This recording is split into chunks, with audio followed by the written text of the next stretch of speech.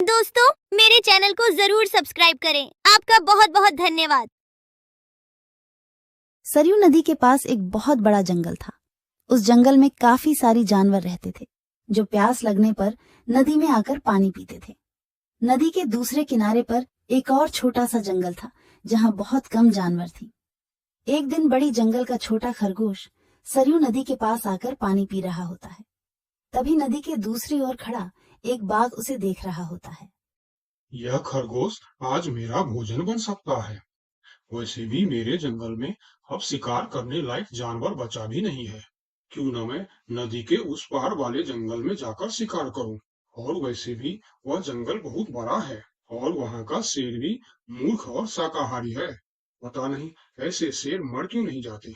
बाघ खरगोश को देखकर शिकार करने की सोचता है और शिकार करने की लालच में नदी के दूसरी ओर चला जाता है। अपनी ओर बाघ को आता देख खरगोश वहां से भागने लगता है, पर तभी बाघ उसे आवाज देकर रोक लेता है। अरे खरगोश, मुझे देखकर कहाँ भाग रहे हो? तसल्ली से पानी पी लो भाई।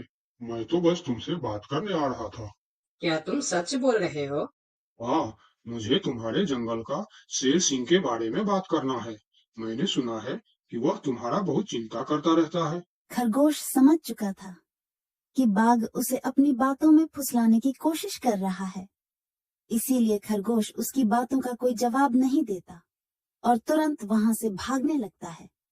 परंतु खरगोश बाघ से तेज नहीं भाग पाता और बाघ उसका शिकार कर लेता है। यहाँ के जानवर बड़ी आसानी से शिकार हो जाते हैं, तो क्यों न मैं इसी जंगल में रहकर आसानी से शिकार किया करूं। बाघ अभी इसी जंगल में रहकर ही शिकार करता रहता है। इस तरह से जंगल में जानवर कम होने लगते हैं। एक दिन अरे लोमड़ी, मैंने सुना है कि तुम अपनी सहेली से मिलने के लिए दूसरे जंगल में जा रही हो। हाँ, लेकिन तुम्हें मेरी इतनी चिंता क्यों हो रही है? देखो लोमड़ी, तुमने सांप के अंडे के साथ जो हरकत की थी, जिसके लिए तुम्हें शेर सिंह ने सजा दी थी, इसके लिए तुम जंगल से भाग नहीं सकती। लेकिन मैं भाग नहीं रही हूँ। मैं तो अपनी सहेली से मिलने उस जंगल में जा रही हूँ। पर मुझे शक है कि तुम मौके देखकर भाग भी सकती हो, इसीलिए मैं तुम पर नजर रख रहा हूँ। देखो भैया, मैं शेर सिंह की हुक्म का पालन कर रही हूँ, लेकिन तुम अपना ड्यूटी ढंग से नहीं कर रहे हो। क्यों? तुमको क्यों लग रहा है कि मैं अपनी ड्यूटी ढंग से नहीं कर रहा हूँ? दरअसल इस वक्त तुम्हें जंगल में हमारी जानवर पर ध्यान रखनी चाहिए, क्योंकि हमारी जंगल की जानवर कम हो रहे हैं। सुना है जंगल में कोई शिकारी घुस आया है, जो हमारे जानवरों का शिकार कर रहा है। लोमड़ी, तू चालाक है, ये मैं जानता हूँ, लेकिन मैं भी इतना बेवकूफ नहीं हूँ, ये तू जान ले। मैं तेरे बातों में नहीं आने वाला। याद रखना, अगर आज तुम मेरे बातों पर यकीन नहीं करोगे, तो तुम भी किसी दिन कोई शिकारी जानवर का शिकार बन जाओगे। चाहे जो भी हो जाए, मैं तुम्हें यहाँ से जाने नहीं दूंगा। देखो, मेरा जाना बहुत जरूरी है। मैं 2-3 दिन में वापस आ जाऊंगी। मुझे जाने दो। ठीक है, मैं तुम्हें जाने दूंगा, लेकिन मेरा एक शर्त है। शर्त? कैसी शर्त? यही कि तुम्हें उस जंगल के थाने में जाकर रोज हाजिरी देनी होगी। मुझे मंजूर है। लोमड़ी को पता था कि जंगल से जानवर कम हो रहे हैं, इसीलिए वह हाथी की शर्त मानकर वहां से चली जाती है। वहीं दूसरी ओर हाथी जंगल की निगरानी करने लगता है। तब दिखता है कि जंगल से कुछ खरगोश गायब है। इस चिंता में कई खरगोश आपस में बात भी कर रहे होते। देखो भाइयों, हमें सावधान रहना होगा, क्योंकि जंगल से खरगोश गायब हो रहे हैं। हाँ, लेकिन इस बात का फरियाद हमें शेर सिंह को करनी चाहिए। तभी खरगोश की बात सुनकर हाथी उनके पास आता है। क्या हुआ है भाई? तुम सब आपस में क्या मीटिंग कर रहे हो? मुझे भी बताओ। हाथी भैया, तुम शेर सिंह के सेनापति हो। क्या तुम हमारी फरियाद राजा तक पहुंचा सकते हो? अरे भाई, तुम्हारी रक्षा करना ही मेरा ड्यूटी है। बताओ, तुम्हारी क्या शिकायत है? हाथी भैया, कुछ दिन से हमारे कई साथी गायब हो गए हैं। अगर तुम्हें अपनी जंगल की फिक्र है, तो हमारी साथी खरगोश को ढूंढ के लेके आइए। क्या तुम्हें किसी पे शक है? हम सिर्फ इतना जानते हैं कि जो खरगोश गायब हुए हैं, वह सब पानी पीने के लिए नदी के पास गए थे और तब से वापस नहीं आए हैं। और वो लोग गायब कितने दिन से हो रहे हैं? पिछले कई दिन से एक एक करके खरगोश गायब हो रहे हैं हाथी भैया। खरगोश की बात सुनकर अब हाथी को भी लोमड़ी की बात पर यकीन हो जाता है। लोमड़ी भी यही कह रही थी कि जंगल में कोई शिकारी आया है। हाथी वहाँ सोच ही रहा होता है कि तभी वहाँ 2 बकरी आती है। हे भगवान, अब क्या होगा? कौन बचाएगा हमें? अरे बकरियां, क्या हुआ है तुम्हें? क्यों रो रही हो? हाथी भैया, अच्छा ही हुआ जो आप हमें यहीं मिल गए। हम शेर सिंह के पास शिकायत करने जा रही थी। तुम भी शिकायत करना चाहती हो? हाँ, आखिर तुम लोगों का क्या तकलीफ है? हाथी भैया, कुछ दिन पहले कुछ खरगोश जंगल से गायब हुए थे और अब बकरियां भी गायब हो रहे हैं। लगता है कोई शिकारी हमारे जंगल में घुस आया। पूरा जंगल इसी बात से परेशान था कि आखिर उनका शिकार कर कौन रहा है। अब वह सभी मीटिंग के लिए शेर सिंह के पास जाते हैं और सारी बातें शेर सिंह को बताते हैं, जिस पर शेर सिंह अपनी जंगल की जानवरों से कहता है, आप सब फिक्र मत करो, मैं बहुत जल्द पता लगा लूंगा कि यह काम किसका है और कौन हमारे जंगल का जानवरों का शिकार कर रहा है। तो अब हम क्या करेंगे शेर सिंह? आप लोगों से हमारी यह विनती है कि आप लोग जंगल से बाहर नहीं जाएंगे। जिसको भी पानी पीना है वह इसी जंगल का तालाब का पानी पिएगा। महाराज, आपका ये हुक्म हमें कब तक पालन करना होगा? एक बार बस मैं उस शिकारी को पकड़ लूं, उसके बाद आप लोग जंगल से बाहर जाकर भी पानी पी सकते हो। सभी जानवर शेर सिंह की बात मान जाता है और जंगल से बाहर जाना बंद कर देती है। 2 दिन बीत जाती है और जंगल से कोई भी जानवर गायब नहीं होता। उधर शिकार नहीं मिलने पर अब बाघ परेशान हो जाता है, क्योंकि 2 दिन से उसने कोई शिकार नहीं किया था। इतना बड़ा जंगल है, इतने सारे जानवर है, तो फिर यह कमबख्त जानवर पानी पीने के लिए बाहर क्यों नहीं आ रहे हैं? 2 दिन से मैंने कोई शिकार नहीं किया, भूख के मारे मेरी जान निकल रही है। लगता है अब शिकार करने के लिए नदी का किनारा छोड़ जंगल के अंदर जाना पड़ेगा। आखिर मैं भी तो देखूं, इस जंगल में सभी जानवर आखिर गायब कहाँ हो गए हैं। अब देखता हूँ मुझसे कैसे बचते हैं इस जंगल के जानवर।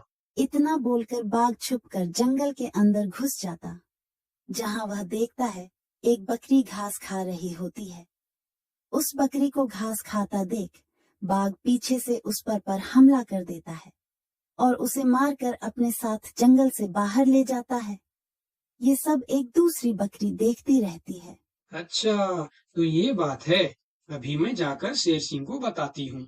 फिर बकरी सभी जानवरों को इकट्ठा करके शेर सिंह के पास पहुंचती है। महाराज, हमारे जंगल में दूसरे जंगल का बाघ घुस आया है और वही हमारे जंगल में शिकार कर रहा है। महाराज, वह बहुत तेज और बहुत दुष्ट शिकारी है।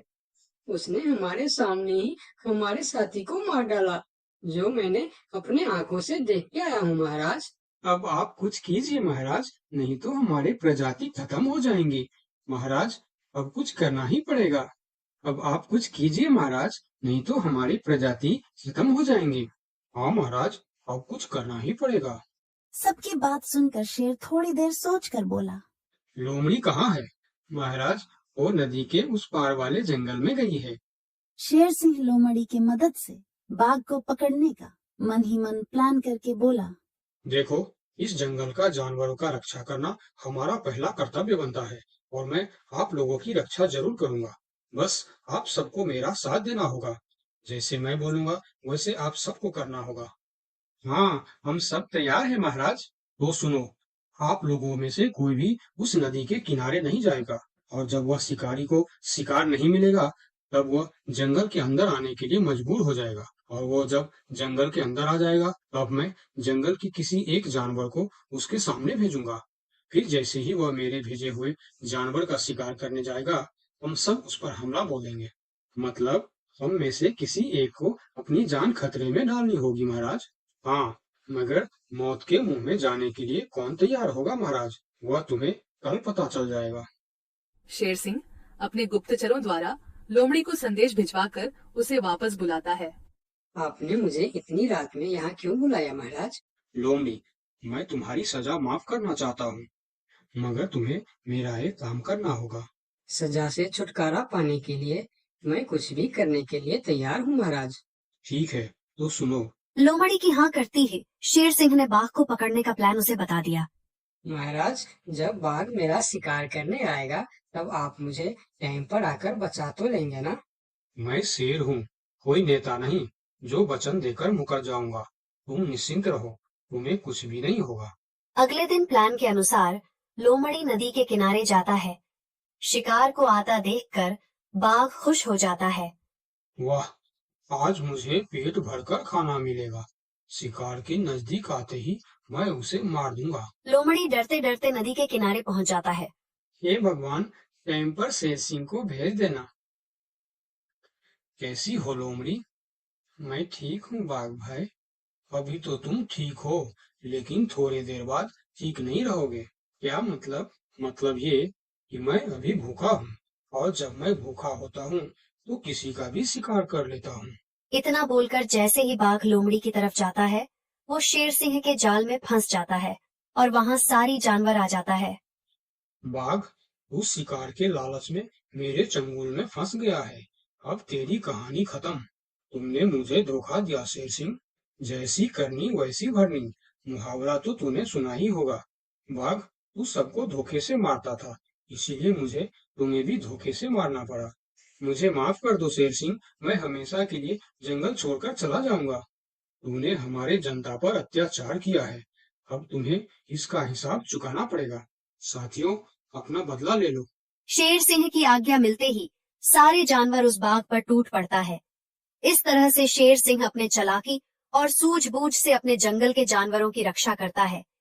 इस कहानी से हमें यही सीख मिलती है कि धोखे का अंजाम धोखा ही होता है, जैसी करनी वैसी भर।